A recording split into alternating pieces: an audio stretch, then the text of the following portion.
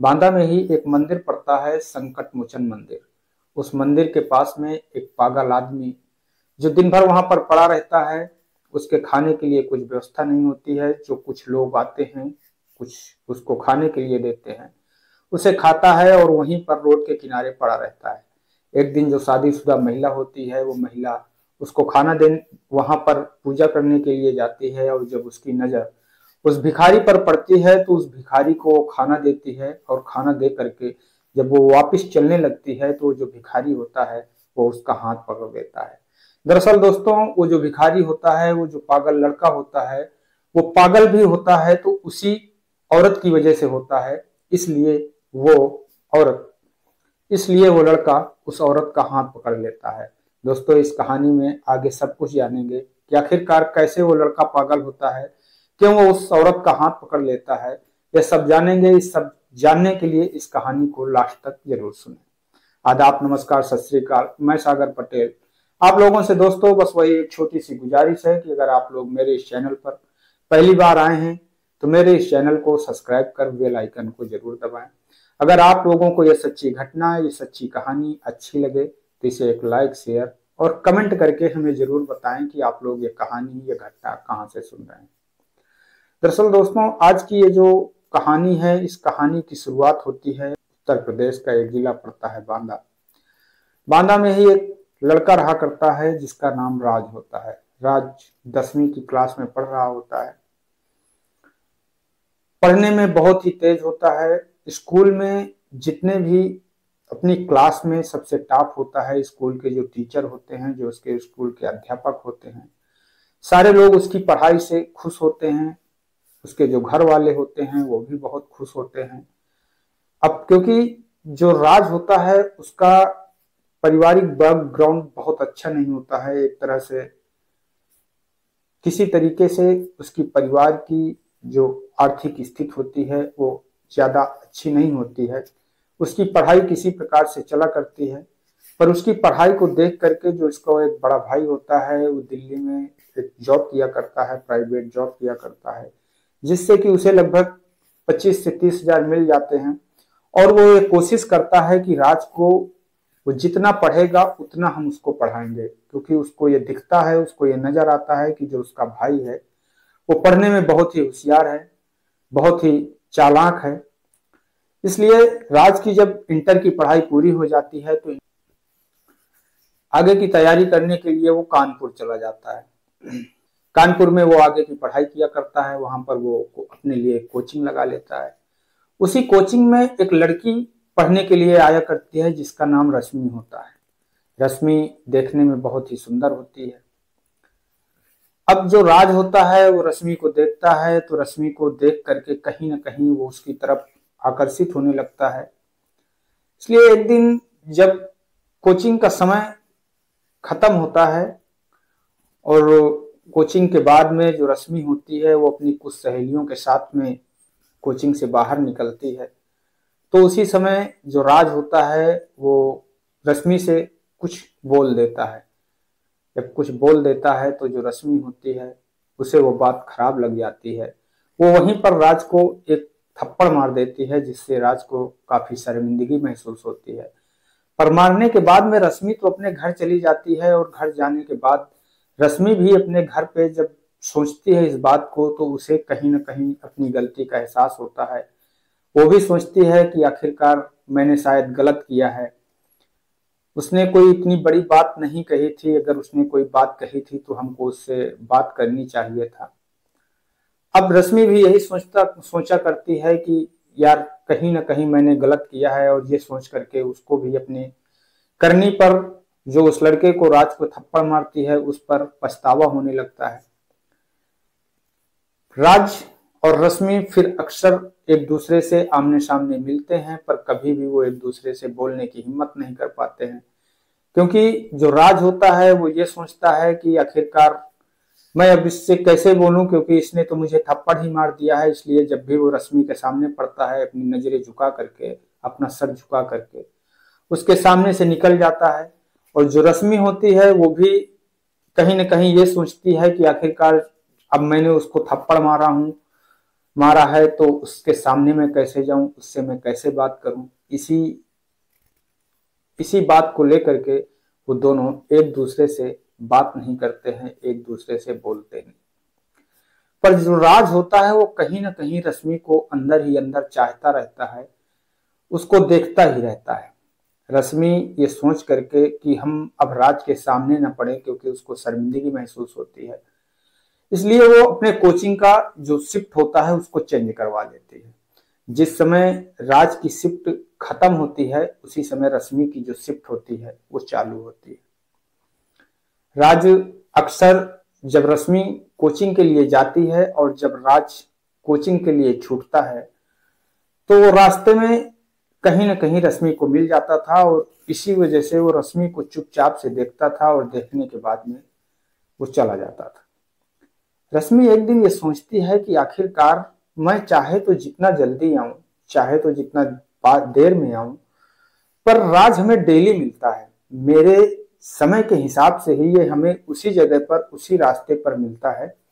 आखिरकार क्या बात है, ये जानने के लिए वो एक दिन सोचती है कि हम अब इस देखते हैं कि आखिरकार ऐसा क्यों होता है कि हम अगर लेट में भी जाते हैं तब भी राज हमको मिल जाता है, अगर हम जल्दी भी जाते हैं तब भी राज हमको मिल जाता है।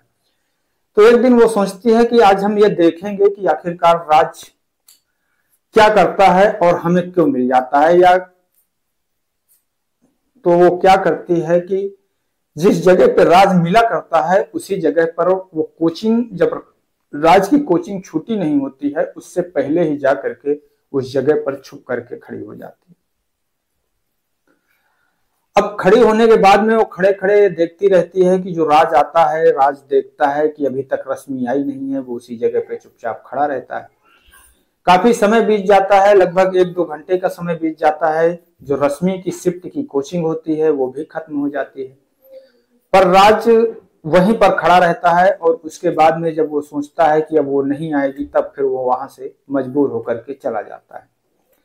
एक दिन रश्मि ऐसे ही देखती है, दूसरे दिन भी रश्मि ऐसे देखती है, ऐसे कई दिनों तक रश्मि छुप छुप करके राज को देखती रहती है कि आखिरकार राज करता क्या है।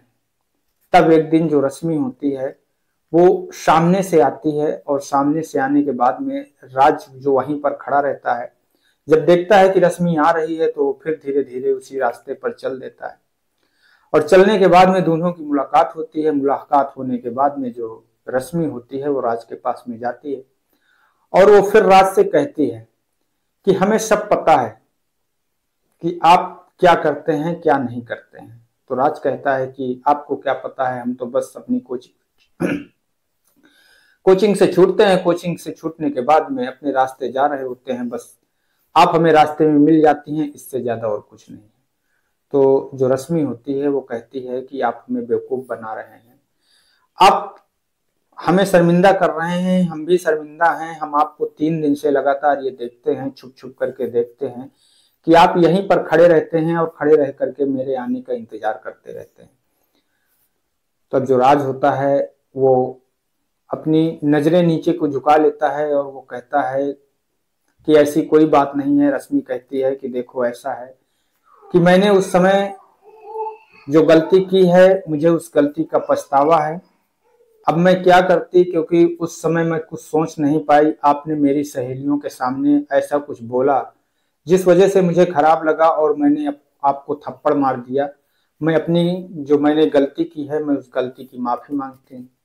तो राज होता है तो कहता है कि चलिए कोई बात नहीं, अगर हमने गलती की थी तो आपने हमको थप्पड़ मारा, हमें इसका कोई अफसोस नहीं है। पर अब वो दोनों के बीच में धीरे धीरे बातें होने लगती हैं। तब फिर राज पूछता है कि आखिरकार आप यहाँ पर कहाँ पर रहती हैं यहाँ पे और कहाँ से आती हैं। तो जो रश्मि होती है वो राज को बताती है कि देखो ऐसा है कि यहीं पर पास में मेरे मौसा जी का घर है, मैं चाहूँ तो मैं अपने मौसा जी के घर से भी आ सकती हूँ। और कुछ दिनों तक मैंने लगभग 1 महीने तक मैंने उनके घर पर रहा भी, पर वहां पर पढ़ाई नहीं हो पाती क्योंकि पूरा घर जैसा माहौल हो जाता है, इसलिए मैं किराए का कमरा लेकर के रह रही हूँ। दोनों इस तरीके से बातें करते हैं और बातें करने के बाद में दोनों अपने अपने रूम पर चले जाते हैं। इसके कुछ दिन के बाद में अब उन दोनों की अक्सर करके बातें होने लगती हैं। दोनों इसी तरीके से एक दूसरे का हाल चाल लेते रहते हैं, एक दूसरे से बात करते रहते हैं।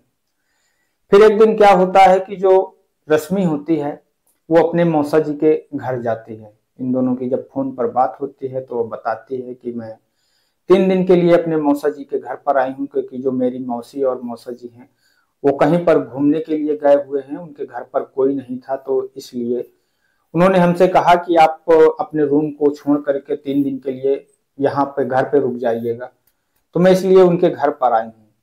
तो जो राज होता है वो मजाक मजाक में रश्मि से बोल देता है कि अगर कहो तो मैं भी आ जाऊं। तो रश्मि कहती है कि अगर हिम्मत है तो आ जाइए। रश्मि को ऐसा लगता है कि मैं कहूंगी, बस मजाक की बात है, राज यहाँ कहाँ आने वाला है। पर जो राज होता है वो उसी समय रात के लगभग 8 से 9 बज रहे होते हैं। राज लगभग 1 घंटे के बाद में वहां पर पहुंचता है और रश्मि को फोन करता है। रश्मि फोन उठाती है तो वो सीधे कहता है कि आ करके दरवाजा खोलो। तो रश्मि कहती है कि क्यों, दरवाजा क्यों खोलूं? तो वो कहता है कि मैं दरवाजे के पास में नीचे खड़ा हूं। अब रश्मि आती है दरवाजा के पास में और राज से बोलती है कि अरे आप यहाँ के वहां गए, अगर कोई देख लेगा हम लोगों को तो फिर वो मौसा जी से बता जाए, अगर किसी ने मौसा जी से ये बात बता दी तो फिर फालतू में एक बवाल हो जाएगा, इसलिए मैं आपसे ये कहती हूँ कि आप यहाँ से चले जाइए। तो राज कहता है कि यहाँ हमें कौन जानता है, शहर है, यहाँ पर जो है कोई किसी से मतलब नहीं रखता है, ऐसी बातें करते हैं। और इसके बाद में जो है रश्मि दरवाजा खोल देती है और राज अंदर चला जाता है। दोनों अंदर बैठे होते हैं, एक दूसरे से बातें कर रहे होते हैं। उसी समय रश्मि जो होता है कुछ घर का काम करने के लिए चली जाती है, कुछ खाना आना बनाती है और उसके बाद में दोनों खाना खाते हैं। अब जो राज होता है वो सोचता है कि किसी तरीके से कोई ऐसा माहौल बने, कोई ऐसी बातचीत हो। तो अब वहां पर टीवी लगी होती है, राज बैठे बैठे टीवी देख रहा होता है। उसी समय उसके हाथ में रिमोट लग जाता है। अब वो बार बार सा कोई चैनल बदल रहा होता है, क्योंकि उसे ऐसा लग रहा था कि कोई रोमांटिक सीन हो, कोई ऐसी चीज दिखे जिस वजह से वैसा कुछ माहौल क्रिएट हो। उसी समय एक गाना चलने लगता है जो काफी तरीके से, जिसमें रोमांटिक सीन होते हैं। उसी समय राज जो होता है उस गाने को सुन रहा होता है। उसी समय वहां पर रश्मि आ जाती है। रश्मि उस गाने को देखती है, दोनों बैठ करके गाने देख रहे होते हैं और उसी समय उन दोनों के बीच में थोड़ा सा ऐसा माहौल बन जाता है, उसी गाने को लेकर के चर्चाएं होने लगती हैं। चर्चाएं होते होते उन दोनों का भी जो राज होता है फिर वो कहता है कि उसी मूड पर आ जाते हैं। तो जो रश्मि होती है वो कहती है कि देखो ये सही नहीं है, अभी हम अनसेफ हैं, कुछ भी हो सकता है इस समय, इसलिए ये करना सब सही नहीं है। राज कहता है कि चलिए ठीक है, कोई बात नहीं। उसके बाद में सुबह होता है, राज अपने रूम चला जाता है। अब ये उन दोनों की बातें होने लगती हैं, वो दोनों एक दूसरे से प्यार करने लगते हैं। पर जैसे ही जो उसके मौसा जी होते हैं अपने घर पर लौट करके आते हैं और घर पर जब लौटते हैं तो कोई जो मोहल्ले का आदमी होता है, जो कोई लोग होते हैं, शायद किसी ने देखा होगा, तो ये बात कहीं ना कहीं से जो रश्मि के मौसा जी होते हैं उनको पता लग जाती है। अब जब ये बात उनको पता लग जाती है तो ये बात वो अपने जो रश्मि के पिताजी होते हैं उनसे बताते हैं। तो क्योंकि उस समय लगभग उस साल का जो समय होता है वो बीत चुका होता है, कोचिंग पूरी हो चुकी होती है। तो अब रश्मि के जो पिताजी होते हैं वो सोचते हैं कि चलिए अब रश्मि को गांव बुला लेते हैं। अब वो रश्मि को गांव बुला लेते हैं, घर बुला लेते हैं। इस समय वो रश्मि से बात करते हैं तो रश्मि कहती है कि ऐसी कोई बात नहीं है पिताजी। फिर उसके बाद में जो रश्मि के पिताजी होते हैं वो सोचते हैं कि चलिए अब कहीं ना कहीं रश्मि की शादी कर देते हैं। अब ये बात एक दिन रश्मि जो है राज से बताती है कि देखो ऐसा है, मेरी शादी होने वाली है, मेरे पिताजी कहीं पर शादी कर रहे हैं मेरी दूसरी जगह पर। तो राज जो होता है वो रश्मि को फोन पर कहता है कि देखो मैं आपको चाहता हूं, मैं आपसे शादी करना चाहता हूं, अगर आपकी कहीं दूसरी जगह पर शादी हुई तो मैं आपकी शादी होने नहीं दूंगा। अब क्योंकि रश्मि को ये बात पता नहीं होती है, रश्मि के मोबाइल में ये रिकॉर्डिंग लगी होती है। एक दिन जो उसके पिताजी होते हैं वो रश्मि का मोबाइल मांगते हैं और रश्मि के मोबाइल को चेक करने लगते हैं तो उनको रिकॉर्डिंग मिल जाती है। और जब वो उस रिकॉर्डिंग को सुनते हैं तो वो सोचते हैं कि कहीं ऐसा ना हो कि जैसे हम किसी दूसरी जगह पर शादी की बात करते हैं तो फिर मेरी बदनामी हो जाए। तो इसलिए वो रश्मि को समझाते हैं और रश्मि से कहते हैं कि देखो ऐसा है बेटा, कि अगर आप कोई ऐसा काम करती हो तो फिर मेरा समाज में बदनामी होगी, इसलिए मैं आपसे ये रिक्वेस्ट करता हूँ कि आप उस लड़के को छोड़ दीजिए और छोड़ दीजिए और हम आपकी दूसरी शादी कर देते हैं और उसको भूल जाइए। अब रश्मि अपने माता पिता के कहने पर आ जाती है, क्योंकि ठीक है वो बात भी अच्छी होती है, क्योंकि अब जो माता पिता किसी को 20 साल 22 साल से पालते हैं, सपने संजोते हैं, उनकी भी इज्जत का ख्याल रखना हर बेटी का धर्म होता है, हर बेटी का कर्तव्य होता है। अब रश्मि अपने पिता की बात को मान जाती है, पर जो रश्मि के पिताजी होते हैं वो एक दिन राज के पिताजी से मिलते हैं और मिलने के बाद में उनको काफी भद्दी भद्दी बातें कहते हैं, उनको काफी बेइज्जत करते हैं और उनसे कहते हैं कि आप अपने लड़के को संभाल लीजिए। अब जो उनके पिताजी, रश्मि के पिताजी क्योंकि काफी पैसे वाले होते हैं, राज के पिताजी एक गरीब परिवार से होते हैं, वो उनके सामने, गुस्सा तो उन्हें बहुत ज्यादा आता है पर वो उनके सामने कुछ बोल नहीं पाते हैं, चुपचाप खड़े रहते हैं। ये बात कहीं ना कहीं राज को भी बहुत बुरी लगती है, पर वो करता भी तो क्या करता। उन्हीं सब लोगों के सामने जो रश्मि के पिताजी होते हैं वो राज को बुलाते हैं और बुलाने के बाद में राज से कहते हैं कि आज से कान पकड़िए कि आप हमारी बेटी से बात नहीं करेंगे। और वो कहता है, राज कहता है कि ठीक है, हम आपकी बात मानने के लिए तैयार हैं, अगर आप एक बार रश्मि को मेरे सामने बुला दीजिए। अगर रश्मि ये कह देती है कि हम आपसे बात नहीं करेंगे, हम आपको प्यार नहीं करते हैं, तो हम आपसे ये वादा करते हैं कि हम रश्मि से कभी भी बात नहीं करेंगे। जो रश्मि के पिताजी होते हैं वो उसी समय रश्मि को बुलाते हैं और रश्मि से पूछते हैं कि क्या तुम प्यार करती हो इससे। तो जो रश्मि होती है वो अंदर अंदर तो राज को चाहती रहती है, पर क्योंकि उस समय माँ बाप की बात होती है, पिता की बात होती है, तो रश्मि भी यह कह करके चली जाती है कि मैं किसी से प्यार नहीं करती हूँ और मैं किसी से बात नहीं करना चाहती हूँ। उसी समय केवल रश्मि इतना बोलती है और इतना बोल करके अंदर चली जाती है। यह बात जब राज सुनता है तो राज के दिल में बहुत ही तगड़ा झटका लगता है, पर क्या करता, उसकी आंखों से आंसू गिरने लगते हैं। उसी समय जो रश्मि के पिताजी होते हैं वो राज से कहते हैं कि अब आपको एक काम करना होगा, थूकना होगा और थूक करके फिर चाटना होगा। और ये सब खड़े उसके पिताजी भी देख रहे होते हैं, उसके और भी सारे रिश्तेदार होते हैं, वो लोग भी देख रहे होते हैं।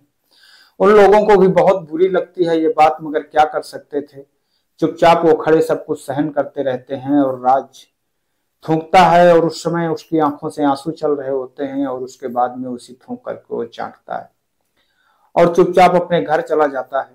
इधर जो रश्मि होती है, रश्मि की एक दूसरी जगह पर एक लड़का जो जॉब किया करता है उसके साथ में उसकी शादी हो जाती है।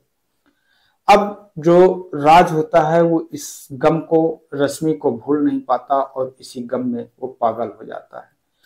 पागल होकर के वो दर दर भटकने लगता है, इधर उधर घूमने लगता है। फिर एक दिन जो रश्मि, जो उसके पति हैं, क्योंकि वो जॉब करते थे, तो वो बांदा में ही आकर के रहने लगते हैं। तो फिर रहने लगते हैं, राज जो है वो बांदा के संकट मोचन मंदिर के पास में रोड के किनारे अक्सर पड़ा रहा करता था और मंदिर पे जो लोग प्रसाद चढ़ाते थे, जो लोग उसे खाने के लिए दे देते थे, उसी को खाता था और पड़ा रहता था। एक दिन रश्मि अपने पति के साथ में मंदिर में पूजा करने के लिए जाती है, तो वो देखती है कि एक पागल सा एक भिखारी जो एक किनारे पर चुपचाप बैठा हुआ है, उसकी नजर जब उस पर पड़ती है तो उस देख करके उसे ऐसा लगता है कि जैसे मैंने इस व्यक्ति को कहीं देखा हो, क्योंकि उस समय उसकी जो दाढ़ी होती है वो काफी बड़ी हो चुकी होती है, उसके जो बाल होते हैं वो भी कभी काफी बड़े हो चुके होते हैं। अब रश्मि उस आदमी के पास में जाती है, उस लड़के के पास में जाती है, उसको बहुत ही जब गौर से देखती है तो देख करके वो उसको पहचान जाती है, उस जान जाती है कि यह राज है। उसके आंखों में भी आंसू चलने लगते हैं, पर यह बात वो कहे तो कहे किससे। उसके बाद में वो वहीं से कुछ खाना खरीदती है और खाना खरीदने के बाद में वो राज को खाने के लिए देती है। राज उस खाने को खाता है और रश्मि अपने पति के साथ अपने घर चली जाती है। अब अक्सर जो रश्मि होती है वो प्रतिदिन उस मंदिर पर प्रसाद चढ़ाने के लिए जाती है। प्रसाद चढ़ाना तो एक बहाना होता है, मेन उसको राज को जो खाना खिलाना होता है वो राज जाती है और वहां से खाना खरीदती है, और खाना खरीदने के पास में खाना खरीदने के बाद में वो राज को खाना खाने के लिए देती है, और खाना देने के बाद में वहां से चल देती है। एक दिन वो अपने पति के साथ में वहां पर फिर मंदिर पर जाती है, और मंदिर में जब वो खाना खरीदती है और खाना खरीद करके वो राज को खाने के लिए देती है, तो उसी समय जब वो खाना दे करके वापस चलने की कोशिश कर रही होती है, वापस जा रही होती है, तो जो राज होता है वो रश्मि का हाथ पकड़ लेता है। और जब हाथ पकड़ लेता है तो उसका जो पति होता है वो, यह बात उसके पति को कहीं ना कहीं बहुत खराब लगती है, और वो तुरंत राज को मारने लगता है, पीटने लगता है, और इस तरीके से मारता है कि बहुत ही बेरहमी से राज को मारने लगता है। तब जो रश्मि होती है वो मजबूरी में अपने पति को पूरी कहानी बताती है, और वो कहती है कि उसे छोड़ दीजिए, वो पागल है। तब जो रश्मि का पति होता है वो कहता है कि पागल है तो फिर इसने आपका हाथ क्यों पकड़ा। तब जो रश्मि होती है वो कहती है कि देखिए, बात ऐसी है कि जिस समय हम लोग कोचिंग कर रहे होते हैं, उस समय हमारी दोस्ती, उसी कोचिंग में राज भी कोचिंग कर रहा होता है, उस समय हमारी दोस्ती राज से हो जाती है, और हम दोनों फिर आपस में प्यार करने लगते हैं। पर हम दोनों के बीच में कभी कुछ नहीं हुआ, कभी कुछ गलत संबंध नहीं हुए, बस केवल हम दोनों एक दूसरे से प्यार करते थे, हम दोनों एक दूसरे को चाहते थे, और हम दोनों एक दूसरे से शादी करना चाहते थे। पर जो मेरे पिताजी हैं वो थोड़ा सा पैसे वाले थे, क्योंकि राज का परिवार गरीब था, राज के पास में नौकरी भी नहीं थी, इसलिए जो मेरे पिताजी हैं मेरी शादी राज के साथ में नहीं करना चाहते थे। और मैंने अपनी पिता की इज्जत को रखने के लिए, अपने पिता की इज्जत को बचाने के लिए मैंने उनकी बात को माना, और मैंने जहां उन्होंने कहा आपके साथ कहा, मैंने आपके साथ शादी कर ली। इसमें राज की कोई गलती नहीं है, जिससे कि ये उस दर्द को बर्दाश्त नहीं कर सका और ये पागल हो गया। जब ये बात रश्मि का पति सुनता है तो चौंक जाता है, वो भी परेशान हो जाता है, पर रश्मि उसको विश्वास दिलाती है कि आप ये यकीन मानिए मेरा कि मैंने कभी भी कोई गलत काम नहीं किया है, हम दोनों बिल्कुल उसी तरीके से पाक साफ हैं, जिस तरीके से एक दोस्त होते हैं, बस हमारी और राज की दोस्ती होती है, इससे ज्यादा कुछ नहीं होता है। अब जो रश्मि का पति होता है उसको भी तरस आ जाती है, और फिर वो राज को ससम्मान पूर्वक अपने घर लाता है, और घर लाने के बाद में उसको नहलाता है, धुलाता है, उसको अच्छे कपड़े पहनने के लिए देता है, और उसके बाद में उसको उसके घर छुड़वा देता है। दोस्तों, इस कहानी को सुनाने का उद्देश्य से किसी को ठेस पहुंचाना नहीं है, किसी को दुख पहुंचाना नहीं है, बल्कि आप लोगों को सजग करना है, सतर्क करना है। मैं आपका दोस्त सागर पटेल इन्हीं शब्दों के साथ में आपसे विदा लेंगे। कल फिर मिलेंगे किसी एक नई कहानी के साथ में, किसी एक नई सच्ची घटना के साथ में। तब तक के लिए नमस्कार, जय हिंद, जय भारत।